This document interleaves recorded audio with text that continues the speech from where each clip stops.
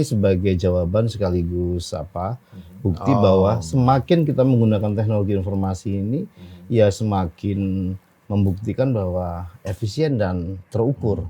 Malah yang tidak menggunakan 100%, faktanya tidak penuh datanya itu. Bahkan Pak, kalau saya tidak salah, banyak negara yang menyebut Indonesia itu salah satu negara yang paling demokratis dalam proses pemilunya adalah di tahapan pemungutan penghitungan suara. Karena begitu terbuka. Nah, karena begitu terbuka.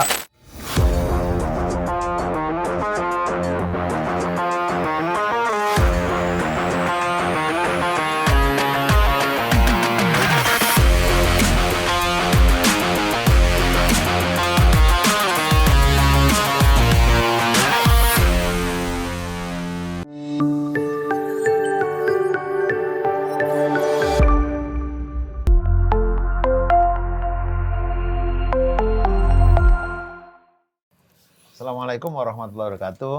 Selamat pagi, selamat siang, selamat sore, selamat malam.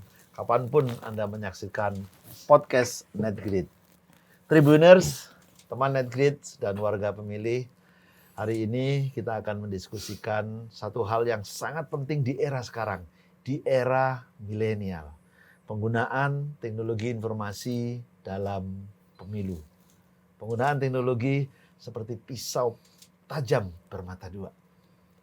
Dia bisa menjadi hal baik kalau digunakan dengan baik, dia bisa juga jadi hal buruk kalau digunakan secara tidak baik. Hari ini saya bersama kolega saya, Anda sudah kenal tentu, Bapak Hadar Nafis Gumai. Dan dua narasumber kita, ini saya masih ingin menggolongkan mereka generasi milenial. Gitu ya. Ini, karena mereka begitu paham, begitu menguasai penggunaan teknologi. Yang pertama, Mas Afifuddin, Komisioner KPU Republik Indonesia. Terima kasih Mas Afif. Mas Arif, Mas Adar, terima kasih undangannya, Tribuners, teman-teman NetGrid.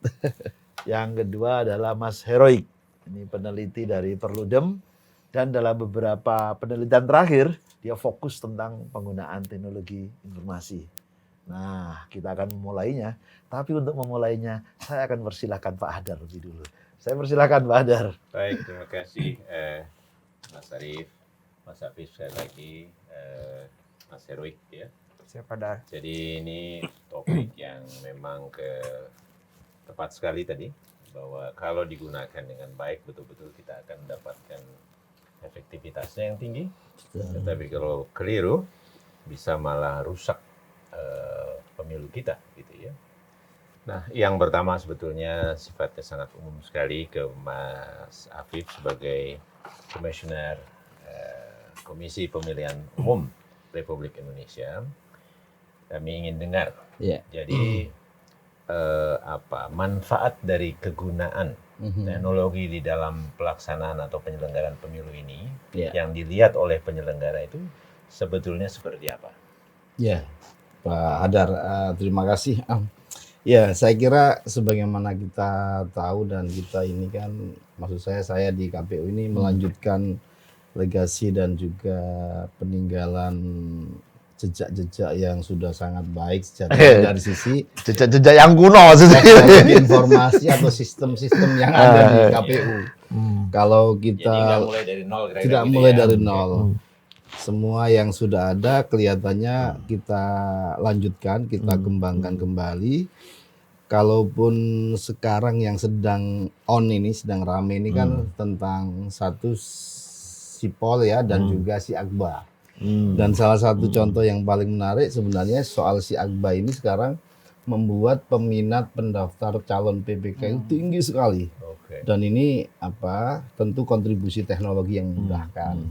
Sipol dengan beberapa perubahan pengaturan yang sejatinya karena doktrin dan pemahaman kita soal pemilu ini kan harus dilandasi dulu dengan aturan yang kokoh, baru kemudian tadi itu biar pisau bermata duanya tidak merugikan, tetapi kemudian ada dasaran yang tidak bisa disoal orang atas kekokohan aturan landasan dari penggunaannya sendiri. Karena kadang-kadang ini tidak sekedar soal teknologi informasinya, juga soal penerimaan publik, trust publik yang harus bangun dan tetap dikuatkan gitu. Ya, oke. Trust publik nanti kita angkat lebih dalam di bagian agak ke belakang. Tapi kembali, jadi dengan penggunaan teknologi informasi yang didapat itu adalah aksesabilitas sehingga para warga yang berminat, si Akbar tadi misalnya, jadi mereka bisa mendaftar dengan tidak sulit, tidak repot, gitu, langsung saja secara online, kira-kira begitu ya. Nah, kemudian apa lagi sebetulnya penggunaan teknologi itu yang dirasakan Jadi, manfaatnya? Pertama tentu efisiensi ya. Okay. Dari sisi misalnya sipol dalam sistem pendaftaran partai ini. Yang kemudian kita kembangkan kan kita tidak menutup kemungkinan adanya pihak yang ingin memberikan data manual tapi kemudian disipolkan oleh kami sebagai pihak yang melayani. Tapi pada faktanya seluruh partai yang kemarin mendaftar lewat mekanisme non sipol atau dia memberikan berkas ke kami kemudian diinputkan oleh kita semua itu juga nggak ada yang memenuhi syarat kelihatannya. Jadi artinya ini sebagai jawaban sekaligus bukti bahwa semakin kita menggunakan teknologi informasi ini ya semakin membuktikan bahwa efisien dan terukur. Malah yang tidak menggunakan 100%, faktanya tidak penuh datanya itu. Artinya proses-proses belum selesai, tapi paling tidak per hari ini para pihak atau partai yang mendaftar dengan menambahkan data non-sipol atau memintakan kita untuk melihat data manual itu, datanya nggak penuh. Oke, jadi halayak atau calon-calon ini sebetulnya, calon-calon peserta pemilu juga sebetulnya sudah cukup mempersiapkan. Kalau Mas Oik sebagai pihak yang aktif di luar mencermati gitu, apa selain yang sudah diangkat tadi, manfaat apa sebetulnya yang bisa didapat juga? Ya, pertama tentunya kalau kita lihat unsur atau variabel dasar dari teknologi informasi itu kan adanya akses yang terbuka, Pak. Bagi publik. Nah, ketika pemanfaatan teknologi informasi itu digunakan, publik untuk mengakses data dan informasi, termasuk misalnya seperti yang disampaikan Mas Arif tadi soal sistem informasi pendaftaran partai politik atau sipol. Publik jadi bisa tahu ada berapa banyak partai politik yang lolos verifikasi administrasi, termasuk jumlah keanggotaannya, termasuk bahkan keterwakilan perempuannya yang selama ini memang sudah dimandatkan di dalam faktor publikasi luasnya itu juga menonjol dari teknologi ya. Nah, itu menjadi publik jadi bisa lebih tahu. Sebagai contoh konkretnya misalnya ketika kemarin kita tahu dalam proses verifikasi administrasi yang dilakukan oleh KPU, dalam hal ini terdapat beberapa nama penduduk yang kemudian dicatut namanya, itu kan publik jadi bisa tahu dan dia bisa aware terhadap proses pendaftaran. Selama ini mungkin proses pendaftaran partai politik itu kan adem ayem aja. Nah, tapi ketika ada pemanfaatan teknologi informasi, publik jadi bisa lebih tahu. Jadi ada engagement yang cukup tinggi ketika membuka partisipasi publik. Seperti bagaimana dengan akurasi kerja, kecepatan kerja? Gitu? Betul, Pak. Jawab juga dengan penggunaan teknologi? Betul. Kan salah satu dari studi yang kami lakukan, salah satu argumen yang perlu dipenuhi ketika melakukan pemanfaatan teknologi informasi adalah identifikasi permasalahan. Nah, misalnya tadi yang disampaikan Mas Hafid, bahwa selama ini ketika menggunakan verifikasi partai politik dengan secara yang manual, dokumen dan lain sebagainya, seperti kita ketahui partai politik membawa dokumen banyak ke kantor KPU dan seterusnya, tetapi dengan menggunakan teknologi informasi, dokumen-dokumen konvensional yang harus dicetak, diprint dan diperbanyak, itu akan jauh lebih sedikit. Hanya tinggal diupload ke dalam proses sipol tersebut. Nah, artinya ini akan memudahkan dan mengefisiensikan kerja-kerja penyelenggara pemilu kita. Mas Afif, kembali tadi rasanya kita udah banyak sekali dengar kan? Sistem informasi. Tadi baru disebutkan Iaqbal dan Sipol. Kayaknya banyak deh. Apa lagi ya? Tolong ceritakan. Oleh KPU ini. Ya, Mbak Adar ya. Paling tidak ini ada 8 lah yang sebagian besar itu sudah ada sebelumnya, tinggal kita kembangkan, yaitu ada Sipol untuk pendaftaran partai ini, kemudian ada Sidakam, dana kampanye nanti, Sidapil yang sekarang sedang kita matangkan, teman-teman sedang kumpul untuk memaksimalkan ini, kemudian Silon untuk nanti pendaftaran, Sirekap ketika proses rekap pasca pemilihan, pemilu, kemudian Si Akbar untuk rekrutmen seluruh jajaran. Nah, yang pertama karena putarannya PPK, maka PPK dulu yang menggunakan sistem ini. Dan ini ya bakal jutaan data masuk, termasuk nanti ketika seleksi jajaran permanen kita, itu mekanisme juga lewat sini. Saya ingat betul dulu waktu pertama Pak Hadar di KPU, saya bertamu, Pak Hadar bercerita betapa mendapatkan data-data lama ini susah. Nah, mungkin ya peninggalan di teman-teman sebelumnya ini bagian dari yang kita kuatkan. Kemudian ada Silog. Saya ingat betul di awal-awal saya masih di LSM tuh Silog ini saya membantu untuk membuat modulnya gitu. Dan ini harus tetap sistem logistik dan juga Sidali yang kita sudah tahu semua untuk pengecekan data pemilih gitu. Nah, Pak Hadar, salah satu tujuan digunakannya teknologi informasi itu kan memudahkan publikasi ya. Itu artinya kan transparansi menjadi hal penting dalam penggunaan teknologi. Nah, apakah semua sistem informasi yang dibangun nanti itu publik bisa mengakses nggak? Iya. Nah, misalnya soal sipol ini kan beberapa pertanyaan muncul, dibuka kapan semuanya. Nah, ini kan proses input masih berjalan dan ada partai yang misalnya ada perintah Bawaslu melakukan perbaikan.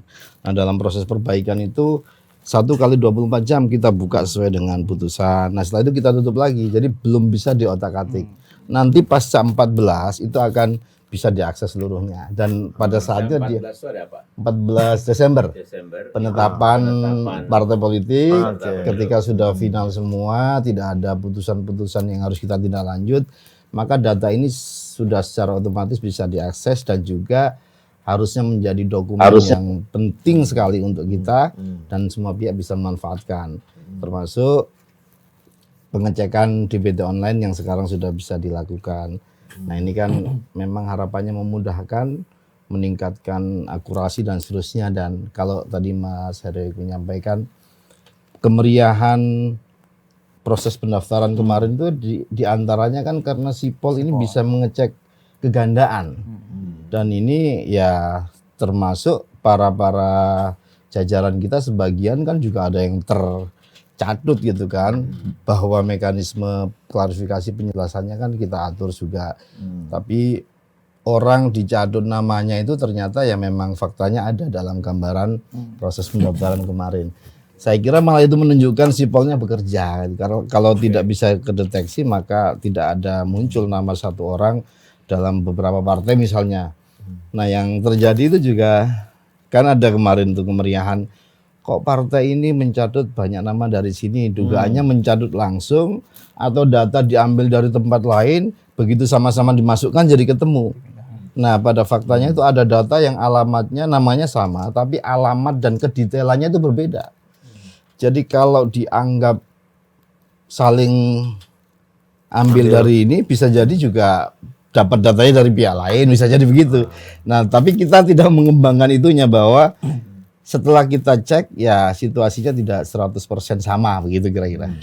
Tapi Mas Oik ya, dengan model cara membuka data yang menunggu nanti kalau udah selesai tuntas baru dibuka, apakah itu sesuatu yang memang cukup dipandang oleh pihak di luar penyelenggara, atau justru model seperti itu sebenarnya kehilangan sesuatu yang sungguhnya penting untuk bisa kita memonitor dan menguatkan proses itu. Bagaimana Mas Oik? Iya, saya jadi teringat ini Pak, salah satu prinsip keterbukaan data. Oke. Dia adalah timely. Oke. Nah, artinya dia bisa update dan juga dia bisa dipublikasikan dan digunakan kapanpun gitu ya. Dan itu melekat dalam konteks keterbukaan data kepemiluan kita sebetulnya. Nah, tentu memang idealnya ketika para peserta pemilu ataupun data pemilu apapun itu ketika dimasukkan dalam satu portal publikasi informasi, idealnya ketika sudah masuk dan memang sudah di cross check begitu ya, bisa langsung dipublikasikan. Seperti itu sehingga publik bisa melihat lebih jauh. Saya mau ngambil contoh konkret seperti ini, misalnya apa yang kami lakukan di Perludem saat ini ketika KPU sudah mempublikasikan data sipol tersebut, Pak, alamat kantor, kemudian status kantornya itu pinjam pakai, milik sendiri dan seterusnya, termasuk jumlah keterwakilan perempuan. Kita tuh langsung menginput ulang data-data tersebut ke dalam Excel, karena itu menjadi satu data yang kemudian penting bagi kami untuk melihat bagaimana sih pengorganisasian partai politik kita misalnya. Nah itu untuk keperluan riset kami gitu kira-kira. Tetapi harus dilakukan input ulang. Betul. Harus input Padahal ulang. KPU sebetulnya punya data digital semuanya kan tanpa format PDF yang harus diinput ulang. Dan terlebih lagi dalam konteks teknologi informasi kan sebetulnya bukan hanya sebatas alat yang digunakan untuk proses pemilu, tapi kita mengenal keterbukaan data pemilu itu. Dan KPU punya open data pemilu, Pak, seperti itu. Nah, artinya sebetulnya tentunya akan jauh lebih ideal data-data tersebut data terbuka yang bisa digunakan dan langsung bisa diolah kira-kira seperti KPU itu. nggak mau nih jadi yang lebih ideal diharapkan oleh wakil masyarakat ini. Ini situasinya begini, kan masing-masing partai misalnya punya akses, Bawaslu kita kasih akses.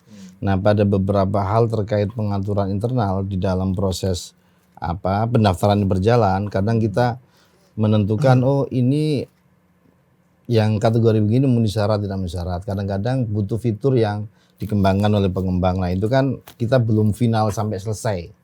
Sama dengan prinsip sengketa proses ini. Kalau menurut teman-teman dari PT UN misalnya, kalau nanti diproses itu harusnya yang difahami adalah setelah proses selesai semua. Proses di KPU-nya selesai semua begitu. Tapi kan kalau kita melakukan proses pemungutan suara, penghitungan suara dan rekapitulasi suara, seingat saya proses itu dipublikasikan sejak dari awal, gitu Adan. Iya. Itu kan kalau misalnya ada sesuatu yang harus dikoreksi, diperbaiki, itu ditampilkan juga hasil koreksinya gitu. Apa enggak ada pilihan itu misalnya? Sebenarnya kalau kita kasusnya kita lihat pendaftaran partai misalnya 16 partai yang kemarin nggak lolos. Nah, ini kan pengaturannya kan berbeda dengan yang dulu. Ini saya kalau kategorikan begini, ini orang mau masuk gerbang berkas lengkap boleh. Nggak lengkap nggak bisa masuk. Nah, 16 yang awal tuh nggak ini. Semua boleh masuk dulu. Semua 16 ini nggak lengkap. Soal ada yang di line 16 ini datanya itu lengkap tapi nggak benar, itu proses lanjutan. Kan gitu. Nah, maka 16 yang nggak lengkap itu kita kasih form bahwa berkas Anda tidak lengkap. Dan faktanya setelah diproses di Bawaslu, Anda memang nggak lengkap dan nggak bisa melakukan proses lanjutan pendaftaran.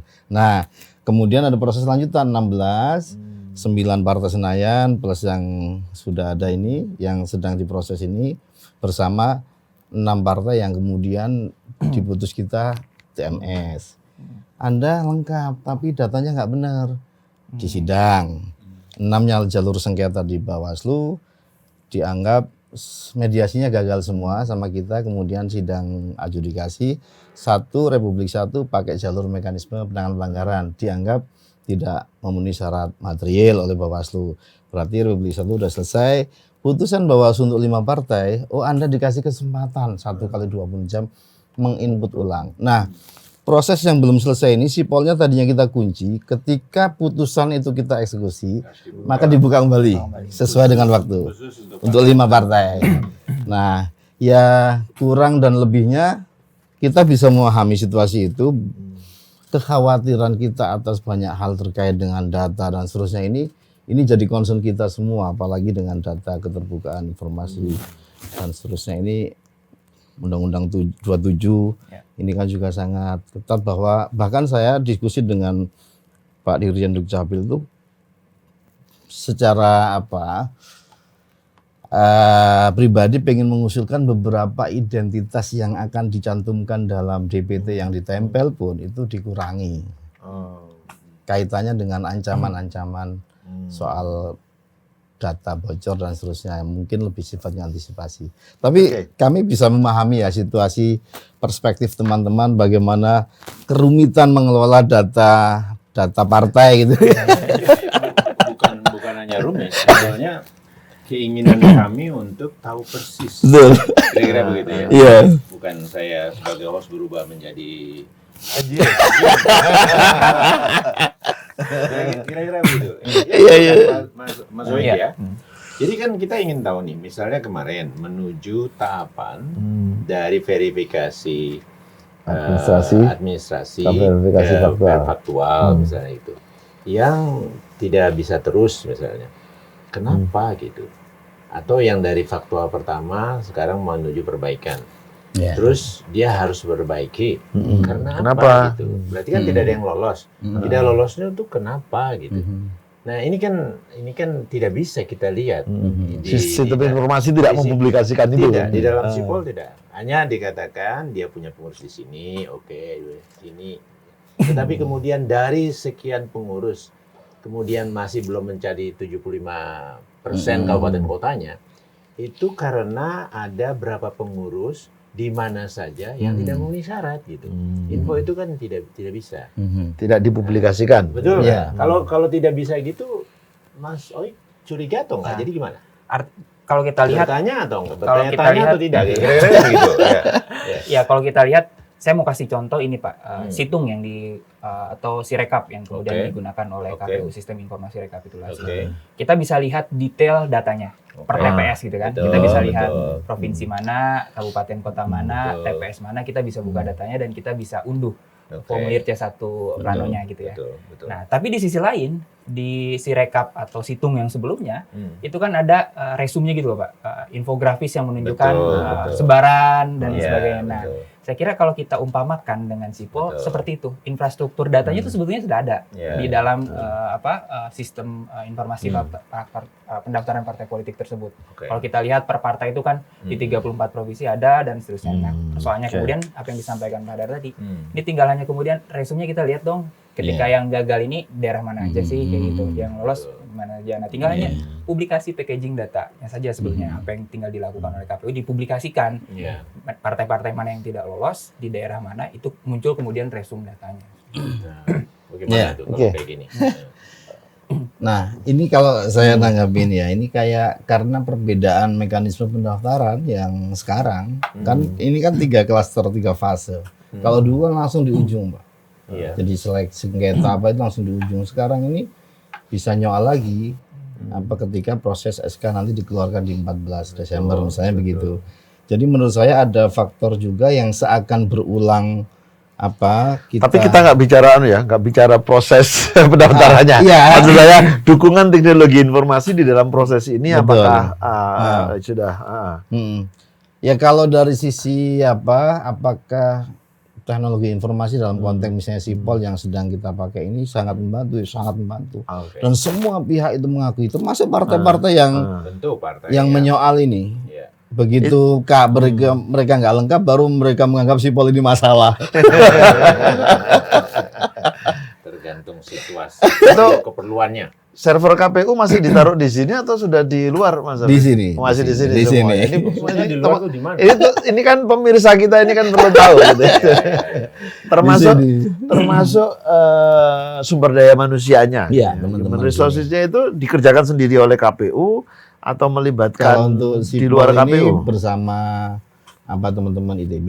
Jadi ada Oke. nanti yang Sidali sama siapa, sebagiannya internal semua. Kalau yang sudah kayak si Akbar ini internal semua.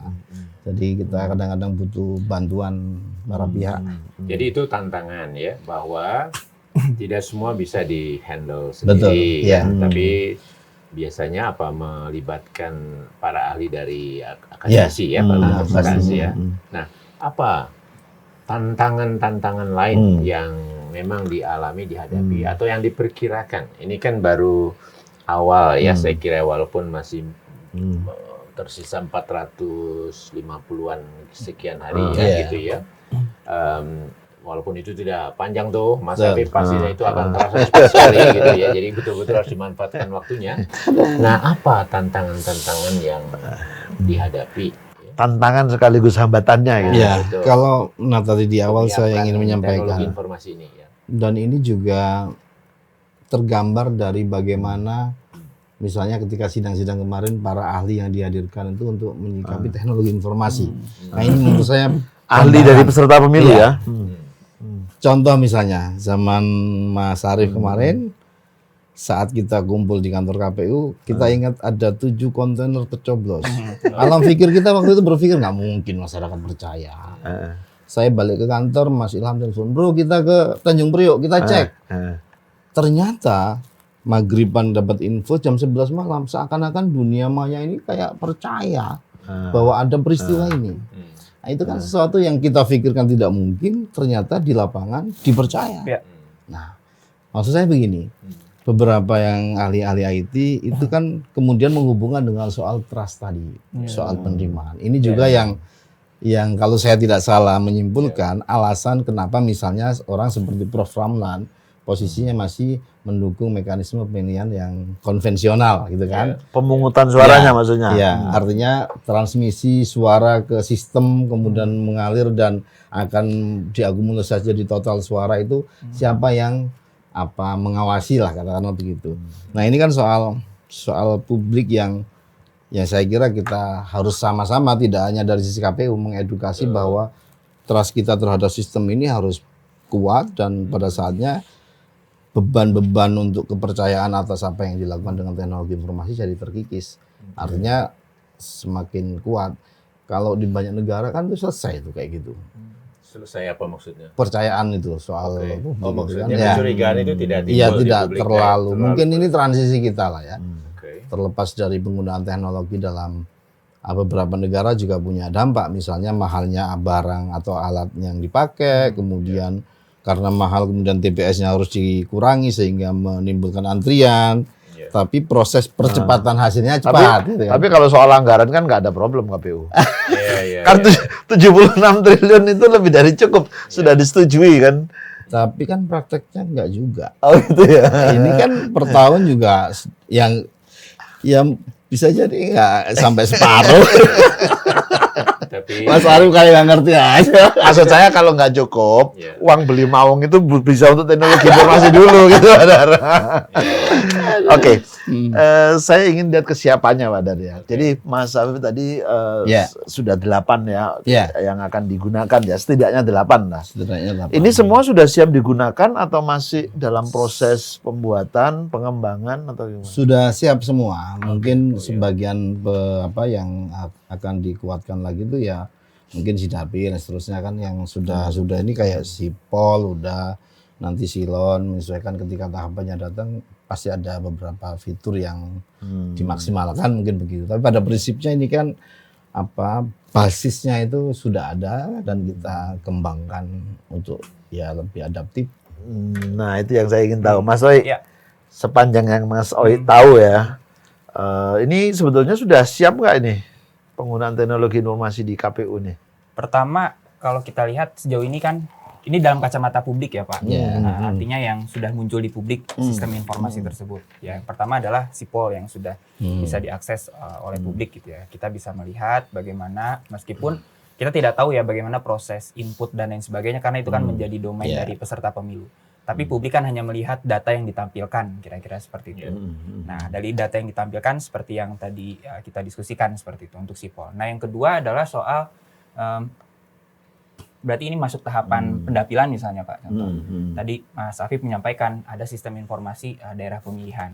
Nah, kalau kami di Perudem misalnya, apakah Sidapilnya ini persis seperti 2019 lalu, artinya dia hanya sebatas portal publikasi informasi ke publik untuk melihat ini loh, Dapil DPR RI itu ada 80. Kemudian Dapil DPRD Provinsi ada 272 kalau saya tidak salah sekian. Kemudian DPRD Kabupaten Kota sekian gitu ya. Dan ini jumlah alokasi kursinya setiap dapil sekian-sekian, ini wilayah administrasinya, ini batasan wilayahnya.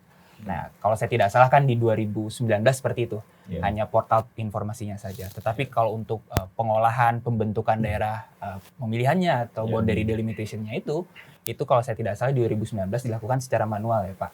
Dengan menggunakan Excel seperti itu. Nah, kalau dilihat di teknologi yang kedua ini, apakah kemudian Sidapil itu termasuk dalam konteks pengolahan datanya? Dalam hal ini digunakan oleh KPU Kabupaten Kota. Kalau kita lihat konstruksi undang-undangnya kan, KPU hanya berwenang membentuk Dapil KPU Kabupaten Kota nih. Meskipun kita masih nunggu hasil GR-nya ya Pak. Saya biar terkait ya. Tapi keterangan KPU siap kita sendiri biar Mas Arief yang menyimpulkan. Kira-kira gitu. Nah, jadi mungkin pertanyaannya lebih ke itu Mas Afif. Apakah kemudian KPU Kabupaten Kota dalam oke. membentuk Betul, dapil ini memanfaatkan teknologi informasi. Oke. Nah, kolaborasi itu penting sebetulnya Pak. Misalnya contoh kami di Perudem sebetulnya sudah punya tools dalam membentuk sistem informasi pendapilan itu atau pendapilan. Kita punya yang namanya Electoral Redistricting Apps. Ya, itu kita sudah publikasikan, meskipun itu sebetulnya bukan hanya untuk Indonesia Pak, itu sebagai tools global gitu ya. Nah, artinya tinggal kemudian apakah si dapil ini yang tadi sekarang masukkan tahapannya. Kalau Iya, saya iya. tidak salah, besok itu sudah mulai ini ya Pak, tahapan masukan publik Iya, iya. masukan publik dalam proses Berarti pembentukan harus dapil. dipublikasikan, Harus dipublikasikan. publik minta dia masukannya kira-kira Iya. begitu ya. Seperti itu. Iya, Mas Heroik, Mas Aryo, Mas Sadar, sekarang ini hari ini ya dari Iya. kemarin Iya. teman-teman kita undang untuk mempresentasikan Usulan dapil. masing-masing, Iya, nah, semacam konsultasi gitu. Nah, malam ini saya juga akan datang di acara itu ya, saya kira tadi yang dimaksud Mas Heroik penting juga untuk kita sampaikan seandainya belum diadaptasi. Tapi seandainya sudah, karena saya kira juga beberapa komisioner pernah hadir di kegiatan terkait itu, mungkin sudah menjadi arah kebijakan yang diadopsi ya. Mudah-mudahan. Iya.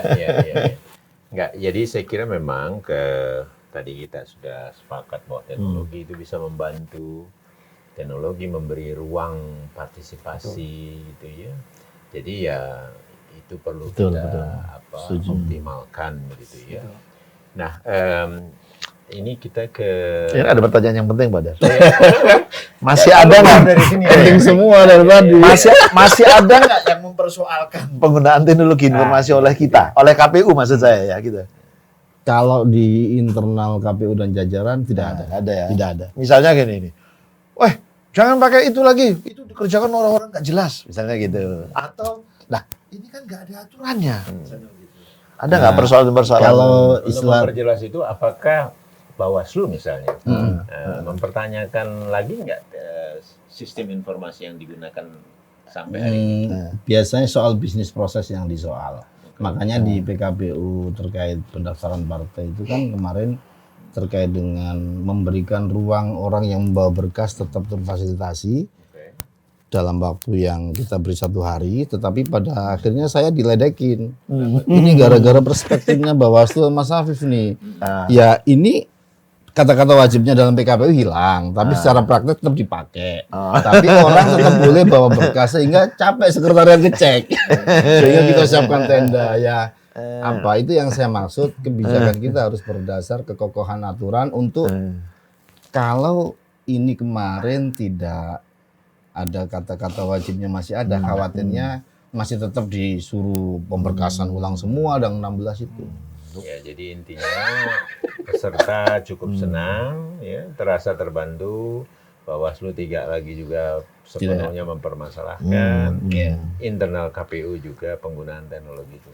Ya, saya kira ini hal yang positif ya, perkembangan yang positif. Tapi baru sampai penggunaan ya. sipol ini, Iya. belum Yang lain. situng, sidakam, Iya. si rekap. Iya. Nah, ini nanti termasuk sidali sampai kira yang Iya. perlu dapat perhatian. Nah, Mas Afif, kalau sampai hari ini ya, ada yang menggunakan teknologi untuk menyerang nggak? Kalau menyerang dalam arti nge-hack gitu ya. Ya dia bisa diserang atau dia bisa juga digunakan sebagai alat untuk menyerang KPU apa ya? Ya diolok-olok karena Ada. teknologi ini katanya. Kalaupun ada intensitasnya nggak seperti kemarin.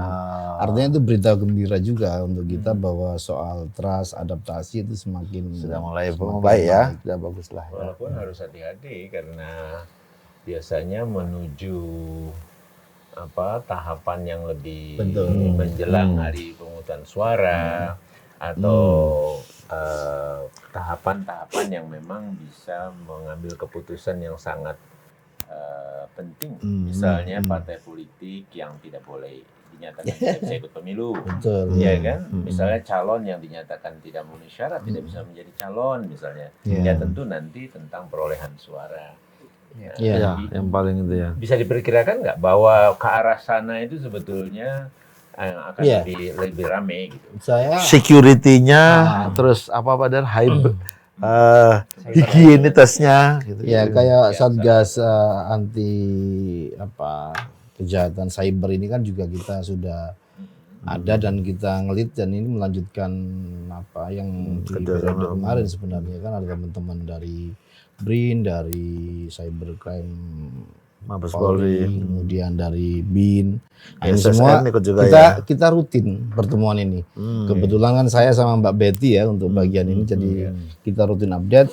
Termasuk ketika ada informasi-informasi, ketika kita dihack dan seterusnya itu kita bisa langsung minta banyak pihak itu untuk ngecek dan kita bisa tahu berapa akun atau apa sistem yang mau menyerang kita. Termasuk di Sipol ini kita juga bisa cek. Tapi kan tidak semuanya harus kita sampaikan, kadang-kadang begitu. Termasuk kalau kita bilang sistem kita aman, itu semakin membuat orang pengen ngetes itu. Jadi itu ada strategi. Iya. Tapi ada nggak yang keanggotaannya nggak cukup nih? Ya, Terus dia masuk ke Sipol, keanggotaannya jadi cukup gitu. kalau di apa masa ini kan belum selesai ya masa perbaikan kan, jadi sistemnya kan masih belum final. Jadi Iya. pasca perbaikan ini tentu baru kita bisa berkomentar soal itu. Ya prosesnya masih kan faktanya tidak semuanya MS yang dilakukan verfak. Iya. Nah, nanti 24 sampai 6 mereka akan masa perbaikan. Setelah itu kita akan putuskan di 14 Desember. Jadi kalau sekarang memang situasinya belum final. Gimana Mas Zai? Maksudnya gini kan, publik itu kan kalau ikut melihat perjalanannya gitu ya. Misalnya Mas Afif tadi mengatakan ada juga yang BMS, ada yang TMS, kemudian jadi MS. Nah, kita jadi tahu nih, ini MS-nya ini dimasukin barang lain atau gimana ini? Iya, pertama kalau kita lihat dalam konteks penerapan teknologi informasi, Pak, sebetulnya kan ada beberapa aspek yang perlu kita lihat ya. Ada paling tidak dalam hal ini beberapa studi merujuk ada yang disebut dengan piramida of trust. Nah, piramida kepercayaan publik gitu dalam konteks pemanfaatan teknologi informasi itu. Seperti yang disampaikan Mas Afif tadi, muara utamanya adalah dengan pemanfaatan teknologi informasi, legitimasi terhadap proses dan hasil pemilu dan juga integritas itu bisa terjaga. Nah, tapi di layer bawah sebetulnya Pak, ada dimensi infrastruktur teknologi sebetulnya. Nah, dimensi infrastruktur teknologi ini yang perlu dipastikan yang tadi disampaikan oleh Mas Afif dan juga Pak Arief. Misalnya salah satunya soal cyber security. Nah, dimensi cyber security itu ada banyak. Salah satunya misalnya selain melakukan pengetesan begitu ya terhadap desain pengamanannya. Kita bisa lihat di layar ada Ya, betul ini. piramida trust Nah, ini ya. Nah, ada di bawahnya itu ada satu variabelnya adalah TIK. Nah, Iya. teknologi informasinya ini salah satunya di dalamnya itu ada soal keamanan siber. Nah, keamanan siber itu bisa juga kita cek nanti dengan mekanisme audit, audit teknologinya seperti itu, sertifikasi hasil, sertifikasi dan seterusnya. Nah, itu nanti perlu dijelaskan. itu yang diaudit belum? Gitu Nah, ya. ketika kemudian itu sudah diaudit dan disertifikasi, saya kira itu trust publik akan jauh lebih baik terhadap sistem informasi itu. Iya. Gimana Mas Ali? Iya. Untuk Nah, Sipol dan Syakba ini? Kalau Sipol ini sudah ya? didaftar, sudah diaudit pastinya karena kita belajar dari pengalaman masa lalu itu juga yang menjadi Yang disengketakan gara-gara belum diaudit gitu ya. Ya intinya sekarang pola koordinasi dengan teman-teman Kominfo terutama yang terkait dengan IT juga sangat baik dan ya harapan kita semakin baiklah ke depan ini. Oke, Pak Adar. Ya. Saya ini karena banyak belajar pemilu dengan Pak Adar juga itu. Saya ingin Pak Adar apa namanya? menggambarkan sebetulnya kita perlu e-voting nggak ya gitu loh. Iya. Nanti biar Mas Hafiz kira-kira menjawab. Itu dia. Pada teman-teman ini. Jadi begini kan, kalau kita lihat ya pengalaman banyak negara atau penggunaan teknologi di banyak negara itu kan variasinya besar sekali. Dan ada sejumlah negara yang memang menggunakan teknologi e-voting. Ya kan, ya yang Amerika misalnya itu variasi teknologinya juga banyak tuh. Betul. Kemudian Brazil menggunakan, Filipina menggunakan walaupun dia lebih tepatnya e-counting. Jadi votingnya masih men-shading gitu ya, kita warnain pilihan kita apa dihitamkan gitu ya. Nah, jadi ada sejumlah negara yang menggunakan, ada yang tidak. Australia tetangga kita dekat, cukup maju, tapi tidak Iya, menggunakan iya. misalnya gitu ya. Nah ini kita ATM di mana-mana, pegang gadget kita milih-milih biasa gitu kan, mau milih makanan apa dikirim. COD. Ya, misalnya gitu ya. Nah, di negara kita ini gimana gitu? Apa potensi penggunaan Gimana, Mas Afif ini ini? gitu? Ya, Apa mungkin atau bagaimana? kalau pertanyaan mungkin sangat mungkin. Tetapi jalurnya bagaimana tentu ya tadi itu karena basis dari pengaturan teknis itu adalah dasarannya atau bagaimana kita merumuskan kedaulatan kita membuat mekanisme pemilu ini. Kalau sistemnya masih diatur secara konvensional, kira-kira kita kan pasti ikut itu. Oke, Nah, jadi landasannya landasannya masih belum. Oke. Kalau kita lihat, ini saya ini divisi hukum harus sebut pasal-pasal. Biar keren itu kan. Saya ini juga baca-baca di mobil ini pasal mana ini yang soal ini. Nah itu kelihatannya kita harus lampaui dulu itunya. Gitu. Ya, betul. Dan jadi secara umum memang kita harus juga lihat mekanisme kayak kebutuhan anggaran. Kebetulan kemarin yang waktu ya kita pesantren dikit itu loh, itu kan pas kebetulan profesornya pakai early voting. Jadi langsung. Itu aja situasinya beda jauh dengan situasi kita. Betapa orang masuk TPS itu bebas ya. Terus saya tanya harganya, harga satu mesin itu sekitar 100 juta kalau dirupiahkan. Kemudian alat baca untuk braille itu yang di Amerika itu 45 juta kalau dirupiahkan. Artinya kalau kasat mata kita hitung jumlah TPS kali berapa alat, itu ternyata juga besar. Tentu ini kan harus kita pikirkan konfigurasinya kalau kita mau menggunakan teknologi, jangan juga kayak di Filipina. Begitu PIKOS dipakai kan TPS-nya jadi berkurang, tapi antrian mengular. Panjang. Artinya hal-hal seperti itu juga menjadi pertimbangan teknis. Pertimbangkan ya. Apalagi jumlah TPS kita hampir 800.000, 700.000. Ya kalau gitu nggak usah dikurangi, TPS-nya tetap 800.000. Nah, kali ini kali jumlah alat tadi itu. Ya, itu nggak mungkin ya. Itu dia.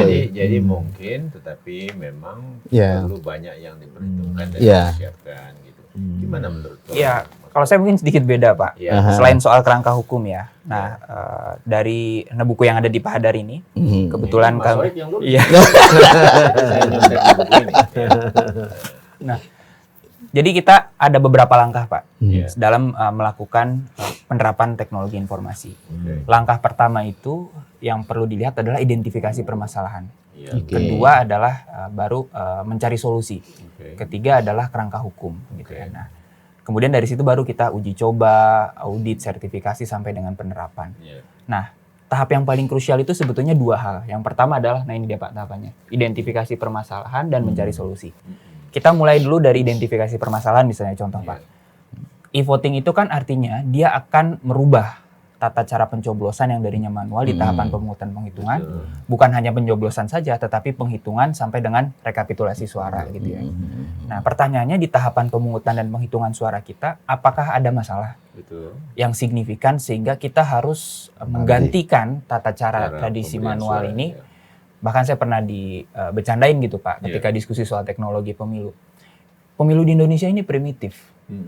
Orang-orang sudah revolusi industri 4.0, sekarang 5.0, Iya. nyoblosnya kita masih pakai paku katanya. ya. Kayak gitu. Nah tapi apakah apple to apple gitu ya? Ya. Ketika kita bicara revolusi industri. Termasuk soal identifikasi permasalahan tadi. Ya. Di tahapan pemungutan suara, sejauh ini nampaknya sebetulnya tidak ada permasalahan yang signifikan. Ya. Orang masih bisa mencoblos dengan baik. Nah, urusan suara tidak sah itu kan saya kira karena itu preferensi atau teknis administrasi dan lain sebagainya. Ya. Nah, tetapi dalam tahapan pemungutan suara, pengamatan kami tidak ada masalah yang cukup signifikan dalam tahapan pemungutan suara. Bahkan Pak, kalau saya tidak salah, banyak negara yang menyebut Indonesia itu salah satu negara yang paling demokratis dalam proses pemilunya adalah di tahapan pemungutan dan penghitungan suara. Karena begitu terbuka. Nah, karena begitu terbuka, orang bukan hanya datang ke TPS dari jam 7 sampai jam 1 untuk mencoblos, tetapi setelah dia mencoblos, jam 1 itu dia datang lagi, Pak. Mengikuti proses penghitungan. Mengikuti ya. proses penghitungan yang terbuka. Ya. Dengan melihat surat suaranya terbuka satu persatu, sah atau tidak sah. Bahkan kan ada apa ya, partisipasi publik di situ Bisa sambil protes. teriak sah tidak Ya, sah. bisa Nah, protes kalau nah, salah. kalau salah bilang kayak sahnya, gitu. ya. Nah, artinya secara tidak langsung itu ada pengawasan partisipatif publik Iya, juga terhadap dimensi itu. Nah, pertanyaannya kemudian, kalau kemudian kita menggantikan proses ini dengan teknologi informasi, dengan Iya. electronic voting, apapun itu jenisnya, Iya. electronic ballot paper, apapun itu, bahkan internet voting dan seterusnya. Nah, ruang ini Pak yang akan kemudian hilang gitu. Ruang partisipasi publik ini. Hari pemungutan suara di Indonesia itu sebetulnya juga sebagai resolusi konflik sebetulnya. Karena apa? Sebelumnya itu kan kampanye dan lain sebagainya punya pilihannya masing-masing, tetapi kalau udah datang ke TPS ketika kemudian Yeah. pemungutan penghitungan suara itu kan lebih guyup. Iya. Iya. TPS-nya dirias segala macam Yeah. sampai ikut begadang segala macam. Nah, kalau kemudian Makan bersama. makan bersama, nah ruang-ruang Seragam. apa demokrasi deliberatif yang ada di dalam itu tuh akan Keluar hilang semua, saran betul. kalau kemudian kita menggunakan e-voting. Kalau e-voting kan orang datang ke TPS tinggal klik gitu ya.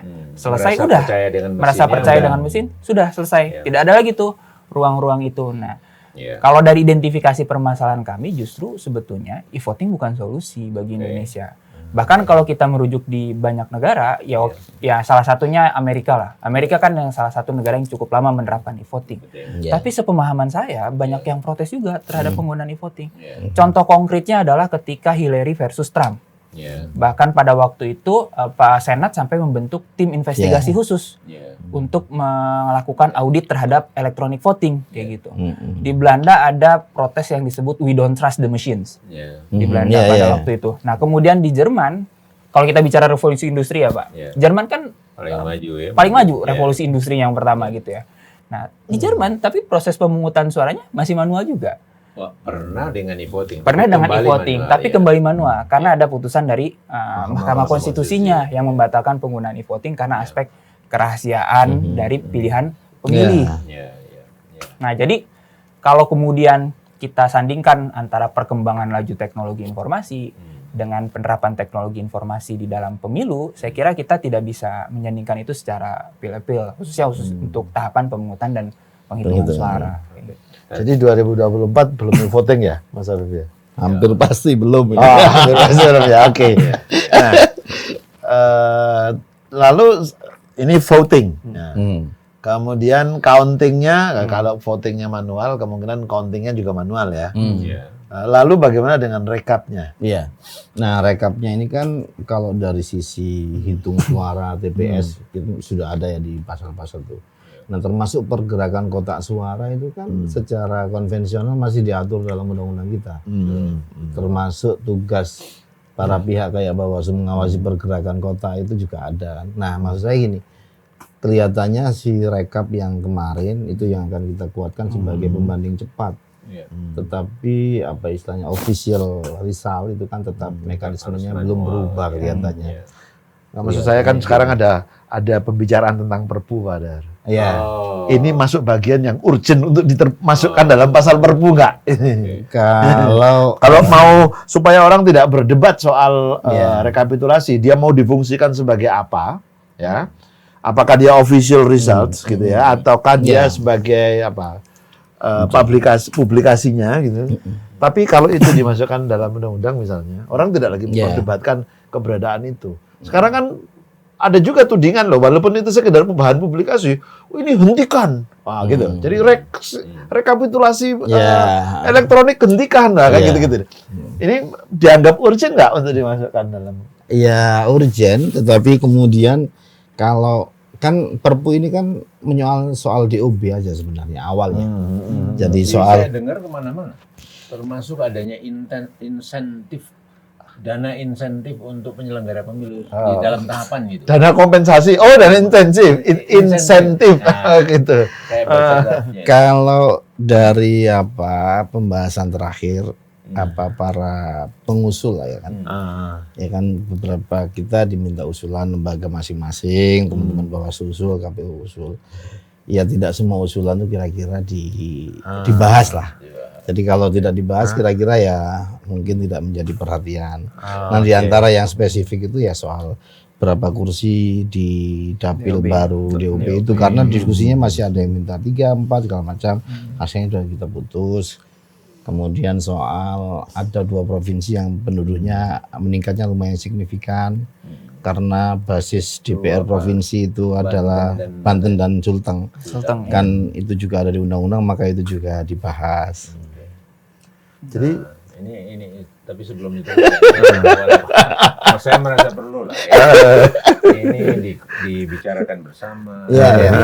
Perpu itu kan darurat. Ini Darurat, darurat dibicarakan bersama gitu loh. dan panjang berkali-kali gitu. Ini ada yang Ya, ada yang aneh intinya memang begini, perjalanan. jangan sampai yang dibahas itu mengurangi kedaruratan.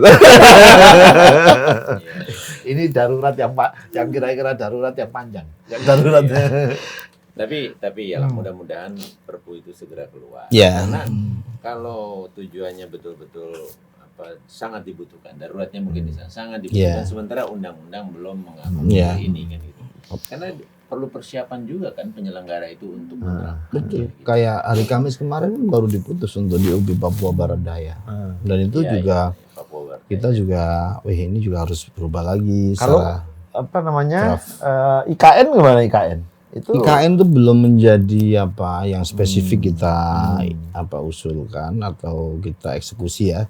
Karena kita juga mesti sekarang baru bersurat kembali untuk meminta penjelasan terkait ada 4 kecamatan yang tercakup masuk ke IKN, sementara situasinya kan belum operasional nih IKN-nya. Apakah pemilunya masih mengikuti, ini soal pendapilan juga kan? Nah, bagaimana pemilunya? Nah itu kita masih meminta keterangan pembuat Jadi undang-undang. IKN belum tentu juga akan dibangun dewan-dewan perwakilan di sana. Yang lebih mendesak itu DOB kemarin yang menjadi perhatian kita.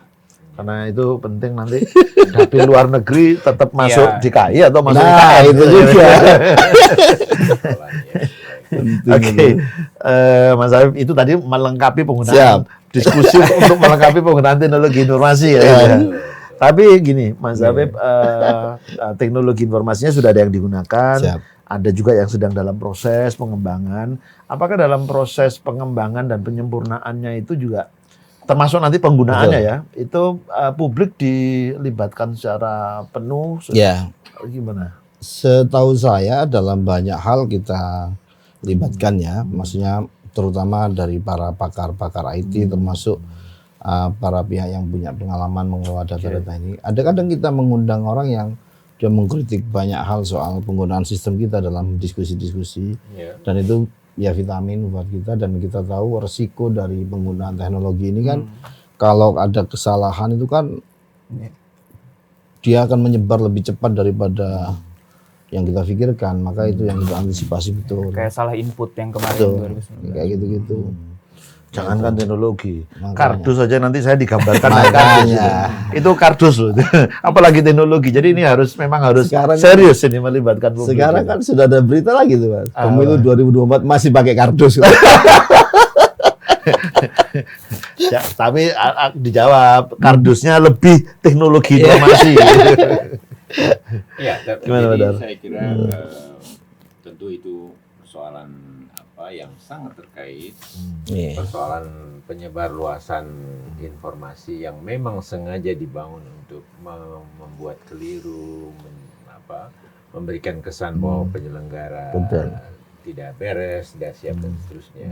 Jadi itu hal yang memang terkait dan perlu ada pemikiran atau cara sendiri gitu ya untuk mengantisipasi, membenahinya dan seterusnya. Nah, tetapi kembali ke teknologinya itu sendiri gitu ya. Nah, kalau kita Sipol sudah kita bicarakan, si Dali saya kira ini satu yang mungkin paling panjang kali ya selama ini untuk digunakan dan dipersiapkan gitu. Yang sebetulnya sangat penting karena ini akan menyangkut angka-angka perolehan suara, dan selama ini menggunakan namanya situng, tapi kemudian di dalam pilkada 2020 itu betul-betul merekam di tingkat TPS dan langsung mengirimkannya dan mencoba mengelola sebagai satu hasil rekapitulasi kan begitu, walaupun itu sebagai alat bantu. Nah ini kalau tadi sudah dikatakan akan diteruskan, disiapkan, kan tentu butuh persiapan yang sangat lengkap dan Iya. tuntas gitu. Iya. Karena kan kemarin pilkada, katakanlah Betul. itu suatu keberhasilan begitu, walaupun banyak catatannya, Mas Oik saya kira saya yakin punya banyak catatan. Tetapi kalau pemilu itu kan pemilihannya kan tambah 4 lagi. Ada pemilihan anggota DPD gitu, atau bahkan 5 karena pilkadanya dipisahkan kan. Pemilihan mulai dari pemilihan presiden yang mirip dengan pemilihan kepala daerah, calon anggota DPD, DPR. Itu ada 3 tingkat kan, dan jadi ini perlu dipersiapkan betul, gitu kan, kira-kira begitu. Gimana tuh? Ya, termasuk persiapannya. Termasuk ini ya. Yang perlu kita simulasikan itu kan ada ide kita untuk mengurangi kelamaan masa hitung itu kan akan diparalel masa rekap, masa penghitungan di TPS. Penghitungan diparalelkan penghitungannya. Tentu kita perlu simulasi mana dulu yang dihitung dan dalam tanda kutip kesiapan saksi masing-masing kan. Bagaimana saksinya berbagi, pengawasannya berbagi. Makanya teman-teman KPPS-nya berbagi. mengusulkan dua pengawas TPS, tapi kemudian tidak direspon, tetapi ya hal-hal itu juga akan berhubungan dengan percepatan. Jadi inti dari alat bantu, Sirekap dan seterusnya itu kan mempercepat proses publik mengetahui hasil juga. Nah, untuk saling cross check dengan data. Intinya kan kalau di hasil yang Sirekap atau sistem yang kita pakai itu tidak berubah sama sekali dengan konvensional, berarti tidak ada masalah nih. Berarti kalau ada perubahan, ada yang berubah nih, gitu kan.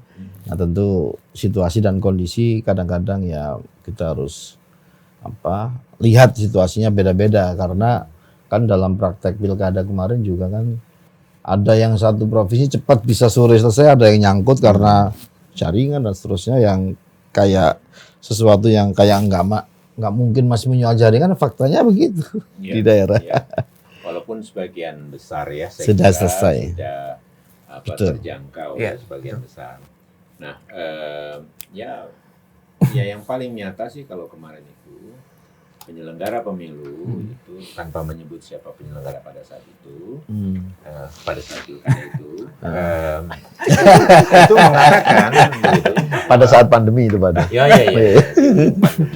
Jadi mengatakan bahwa ini nanti akan lebih dari 90% di dalam 24 jam setelah itu proses berjalan. Tetapi itu kan tidak terjadi. Misalnya akhirnya 24 jam itu baru mencapai sekitar 56%, misalnya begitu. Kemudian jumlahnya cukup banyak, hampir 18% sebetulnya dari penyelenggara di tingkat TPS itu sendiri setelah evaluasi dilakukan, itu mengatakan kami tidak bisa mengupload foto yang kami buat misalnya gitu, sistemnya menolak dan sebagainya. Jadi intinya sebetulnya cukup banyak persoalan. Nah ini artinya apalagi nanti kita mau ada 5 pemilihan sekaligus di Februari, 14 Februari tahun 2024 gitu. Nah menurut Mas Oik ini untuk mempersiapkan Sirekap yang akan digunakan untuk 5 macam pemilihan itu bagaimana sebetulnya? Apa ya? Pertama Pak, ada beberapa hal. Dilakukan? Pertama soal sumber data ya. Nah sumber data pastikan KPU akan tetap menggunakan C1 Plano ya, karena itu menjadi sumber data primer utama dan yang pertama ketika dalam proses penghitungan itu langsung dituangkan di dalam C1 Plano, dan seperti semua itu. bekerja ke sana. Semua bekerja ke sana. Tangan ke sana. Betul. Kira-kira gitu kan? Betul. Dan untuk memastikan keabsahan dari C1 Plano itu dan keakurasian C1 apa yang harus dilakukan oleh C1 pertama C1 gini, Planonya itu? tadi Pak Hadar sudah menyinggung, kalau pilkada mungkin C1 Planonya hanya 3 lembar begitu ya Pak. Kalau di pemilu pilkada 2020 yang lalu, kita lihat 4 ya, karena KPU menggunakan optical mark recognition dengan men-shading, ada halaman sendiri ya. Nah, tapi di sisi lain untuk pileg ini yang nampaknya perlu kita diskusikan gitu ya.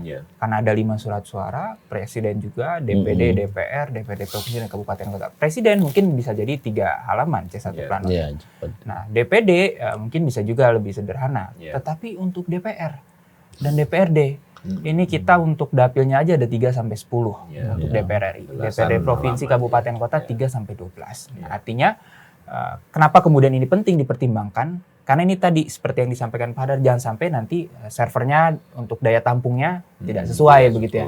Ketika orang mengirimkan hasil fotonya terhambat gitu ya, karena datanya banyak. Artinya perlu ada istilahnya load test ya, tes beban dari kesiapan server kira-kira seperti itu. Nah, yang kedua sebetulnya dari sumber data ini juga yang perlu diperhatikan, karena C1 Plano ini menjadi sumber premier dan utama, perlu dipastikan soal keakurasian pembacaan sistemnya.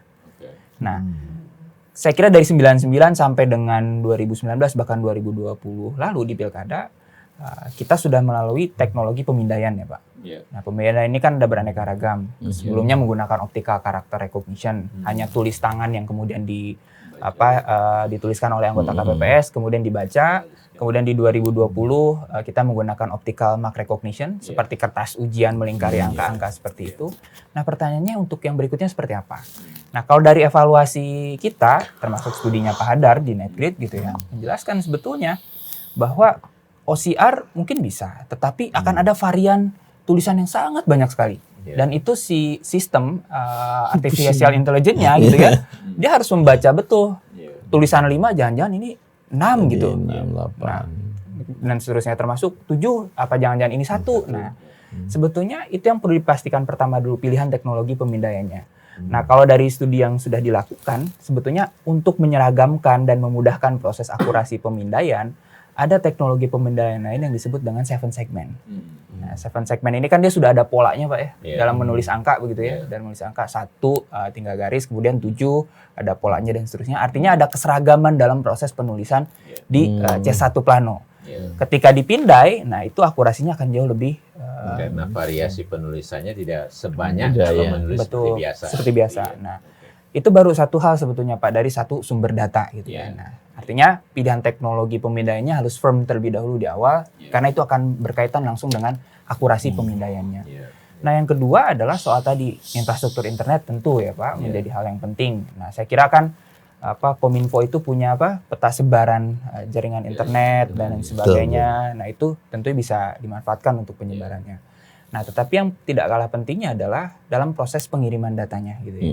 Pengiriman datanya ini perlu dipastikan. Karena kan pasti KPU ketika mengirimkan data tidak menggunakan data internet yang publik gitu ya, ada private network-nya. Karena ini kan untuk menjaga kerahasiaan dan lain sebagainya. Dan juga gangguan ya, intervensi. Nah, seperti itu. Dan yang terakhir, yang paling penting sebetulnya Pak, soal publikasinya. Jadi gitu, harapannya kan ketika tujuan utama dari elektronik rekapitulasi ini, meskipun nanti saya kira belum bisa langsung menggantikan ya Pak, karena desain kerangka hukumnya belum memadai, dan di sisi lain sebetulnya harus diuji coba terus-menerus. Ketika apa yang sudah dilakukan disandingkan dengan yang manual ternyata akurat, saya yakin kepercayaan publik itu akan semakin meningkat. Sehingga maka publikasinya pun harus real time juga gitu ketika dalam proses publikasi dan berbasiskan pada data terbuka. Ya, jadi kelihatannya cukup lumayan banyak ya yang harus dipersiapkan gitu ya. Nah, ini dia tantangannya Mas Afif mengenai ini gitu ya. Nah, saya tidak tahu apakah memang ini arahnya juga yang akan dilakukan oleh KPU kita. Gimana tuh kira-kira, memang kesanakah atau tentu segala usulan atau masukan kayak yang tadi 7 segmen yang katakanlah lebih mungkin valid itu akurat itu kan butuh peningkatan kapasitas jajaran kita untuk melatih ininya.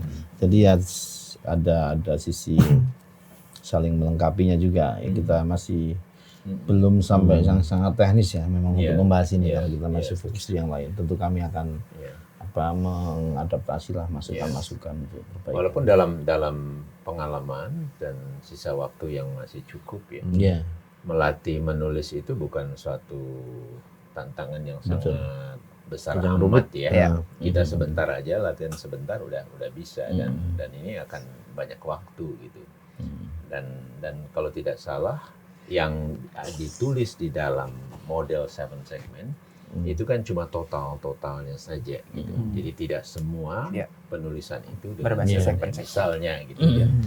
Tapi kan ini Pak Hadar ya, segala sesuatu yang sifatnya pemindaian manual itu kan berpotensi ada perubahan. Iya. ya kan? Itu makanya dokumentasi dari C1 Plano masih menjadi rujukan utama. Kalau Iya. itu kan kayaknya semangat teman-teman kemarin dengan langsung foto naik itu kan untuk tidak adanya proses pemindahan Iya. model gitu kan dari yang sudah dipoto itu kan. Iya. Nah, jadi yang dimaksudkan Mas Heroik Mas tadi Heroik tadi adalah C1 Plano betul-betul jadi sumber, dan di C1 Plano itulah 7 segmen Penulisnya. dituliskan. oh Jadi oke. bukan di form lain Di lagi. form lain Jadi lagi. Iya. jadi pengalaman menunjukkan selama ini memindahkan itu menjadi ruang untuk Iya. kesalahan Iya. atau bahkan ruang sengaja untuk merusak misalnya gitu. Mm-mm. Tapi ini betul-betul C1 Planonya itu adalah ya tempat bekerja bersama, dan disitulah ide-ide baru yang diharapkan menjadi lebih akurat dibuat gitu. Nah, kira-kira begitu ya. Iya, Betul iya. ya? Mas Betul, Zaki jadi ya? tidak perlu ada sertifikat salinan lagi sebetulnya. Iya. Jadi C1 Plano itu adalah sertifikat sekaligus berita acara gitu Iya, dalam iya. proses rekapitulasi. Nah, ya. Jadi satu sumber utama, dan ini kan akan meringankan kerja penyelenggara juga. Gitu. Tanpa harus- Kalau soal begitu kan kita perlu lihat lagi aturan-aturan Iya. teknisnya ya, karena bagaimanapun pergerakan suara dari TPS ke satu desa pindah ke PPK itu kan juga selama ini sudah diatur gitu loh. Nah, itu kita harus cocokin dengan banyak. Saya pikir ini bisa menjadi bahan diskusi tema ya, sendiri bahan ya, rapat menarik ini ya. bahan rapat di teman-teman KPU. Iya. Selagi Iya. mumpung Iya, pembahasan tentang Perpu ini kan juga Belum. saya pikir itu kalau bisa dilakukan salinan digital Iya. itu juga bisa menjadi salinan yang ini- diberikan ini- kepada ini satu seluruh Betul, saksi, betul. seluruh Iya. peserta pemilu. Betul. Mas Habib melihat tidak bahwa pekerjaan di TPS itu salah satu yang makan waktu berat Iya. dan juga terjadi kekeliruan banyak karena petugas KPPS kita itu harus menyalin banyak Betul, sekali itu karena kan. untuk pengawas, untuk Benar. setiap saksi, untuk struktur yang di atasnya Iya. PPS, PPK kabupaten kota. Nah itu kan Itu Nah, beban nah, kita. Sekarang ya bagaimana kalau Iya. Mas Oik ini juga ikutan dibuat satu saja. Salinan Jadi digital. setelah kita memfoto C1 Planonya itu diproduksi yang namanya salinan elektronik. Jadi habis itu salinan dibagikan saja Iya. tanpa harus dia menulis berjam-jam dan Betul, bermasalah betul. itu. Iya. Nah, itu bagaimana kalau ide seperti Iya, itu? itu juga masukan banyak pihak ya, Iya. dan kelelahan petugas. Iya, iya. Rekap-rekap tanda tangan. Betul. selang. Betul. Dan ini jadi lebih hemat dan menjadi lebih green election. Tidak Iya, banyak iya. kertas, Iya, tidak iya, banyak harus kertas, ya. digunakan, biaya keluarkan. Ya. Yang pasti itu jadi semangat dan concern kita ya. Mudah-mudahan tersupport dengan semua hal, kebijakan itu bisa kita ambil. Iya. Yang pasti kita perlu simulasi, kita perlu Betul. mengurangi beban. Iya. Nah, itu Iya. dulu. Iya. Mengurangi beban jajaran itu. Ya, nah disitulah sebetulnya proses-proses simulasi, Iya. uji coba, melibatkan banyak pihak. Yang tadi Mas Afif mulai sendiri sebetulnya bahwa aspek kepercayaan Iya. itu bisa terbangun gitu, Betul, karena betul. semua ikut di dalam proses ini gitu. Ya, kalau ini sudah bisa diterapkan akan keren sekali nih Mas Arif. Iya, betul. nggak? Ya, gimana? Jadi peserta pemilu dalam pandangan saya tidak perlu menempatkan saksi yang begitu banyak dan seringkali sebetulnya di internal mereka Iya. itu menjadi Persoalan. konflik. Iya, iya. Konflik betul, itu loh. betul. Saksi hanya untuk Saksi untuk saya pekerjaan saja. Iya. Gitu. Jadi saya pikir ini menyelesaikan banyak persoalan termasuk Iya. pemilu kita menjadi ramah lingkungan. Betul. Gitu ya. Betul. Pak Adar, Iya. Pak Nggak Afif, terasa Pak ini. Heroik, iya. Iya. Ini kita sudah kehabisan waktu, gitu ya. Tapi sebelum saya menutup ini, Iya. saya mau mengajukan satu pertanyaan ke Pak Afif. Iya. Survei terakhir tentang kepercayaan publik kepada KPU itu angkanya berapa? Mas? Masih sekitar 70-an kayaknya, masih tinggi kok kalau kita lihat. Iya. Mudah-mudahan 80 lah, Betul, Pak. Ya. betul. 76 apa 7 berapa? Ya, kita dorong lah. Ya, Penggunaan insya teknologi informasi yang semakin transparan, meningkatkan kepercayaan publik, Iya. dan kepercayaan publik yang meningkat itu sebetulnya menyelesaikan Betul. banyak persoalan. Asli itu. Menghindari konflik segala macam. Baik, sebelum kita closing Pak Dar, Ya. saya ingin memberikan kesempatan Mas Afif dan Mas Heroik untuk membuat closing statement terkait dengan penggunaan teknologi informasi dalam pemilu 2024. Saya persilakan Mas Afif dulu. Ya, teknologi informasi ini sebuah keharusan yang harus diadaptasi pada satu sisi, pada sisi yang lain penguatan bagaimana publik ini juga mempercayai teknologi ini juga perlu kita dorong lebih cepat sehingga bisa berjalan beriring antara pengembangan di penyelenggaraan pemilu dengan mengadaptasi teknologi informasi dan kepercayaan publik yang semakin baik. Baik. Mas Sai. Iya, teknologi informasi memang menjadi satu keniscayaan, tetapi dia harus dipersiapkan sesuai dengan kebutuhan. Sesuai dengan tujuan yang hendak dicapai, salah satunya seperti yang kita diskusikan, efisiensi, efektivitas tata kelola pemilu, tetapi di sisi lain dia harus diuji coba hingga pada akhirnya mendapatkan trust publik, kira-kira seperti itu. Nah, maka dari itu teknologi informasi ini perlu dipersiapkan, kita masih punya cukup waktu yang memadai gitu ya. KPU sebetulnya bahkan kalau kita lihat Pak di Open Government International gitu ya, KPU kan mendapatkan penghargaan. Nah, salah satunya karena keterbukaan datanya, kira-kira kayak gitu. Dan saya kira itu yang patut kita pertahankan di mata dunia gitu ya, bukan hanya di Indonesia tetapi di mata dunia. Keterbukaan data pemilu yang sudah dilakukan oleh KPU, salah satunya melalui infrastruktur teknologi yang sudah disiapkan, seperti itu. Saya berterima kasih karena saya mendapat kesempatan untuk mempresentasikan itu pada di Kanada ya Pak. Tapi saya yang di Korea, di Korea. Saya beri kesempatan itu.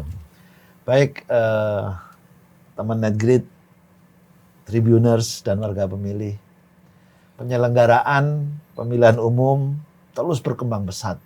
Penggunaan teknologi tidak lagi bisa dihindarkan. Penggunaan teknologi di setiap tahapan pemilu akan memiliki peran dan fungsi yang sangat penting. Tapi peran ini tidak akan berhasil jika tidak melibatkan partisipasi publik yang luas dan masif. Karenanya, semua pihak harus memastikan bahwa teknologi yang digunakan sesuai regulasi, sesuai asas dan prinsip penyelenggaraan pemilu yang baik. Terima kasih. Assalamualaikum warahmatullahi wabarakatuh. Waalaikumsalam.